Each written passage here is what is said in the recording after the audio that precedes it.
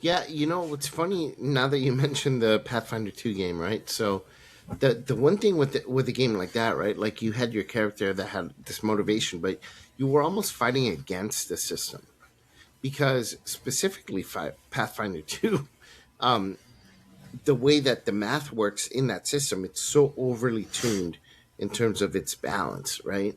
Where if you're a certain level, you have to have a certain level weapon. So if you're I'm just making up numbers, but if you're level 5, you have to have a +1 weapon, or you're not going to be as efficient as a typical level 5 character, right? So it's almost like you're required to have a certain level of weapon or armor or whatever, in order to be functional at the level that you're at. If you're going up in levels just on your own in your character and you don't have those weapons at those additional levels, you're not going to survive. You're not going to make it through. And that's kind of crazy to think about, right? Like the game is built in a way where equipment plays such a major role that if you don't have the right equipment, you're not going to survive at the level that you're in, you know?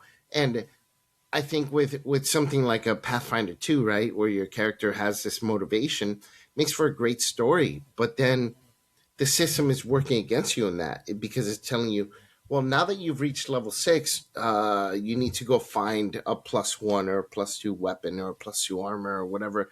And so now you're almost distracted, in your character's motivation, in your character's backstory, and all that stuff. So it it's interesting to see that, specifically in a game like Pathfinder 2. I think that's probably one of the worst offenders in that. And I think that also one of the really cool things about Left for the Vultures, comparing it to Pathfinder as an example, and many games have this issue as well. If your goal is to play a character like the one I was just talking about that I had, is the limitations that some of the mechanics have. For example, classes, right? So for this character, although Pathfinder has a robust abilities and powers system, there you still have to pick a class, and that kind of limits you sometimes.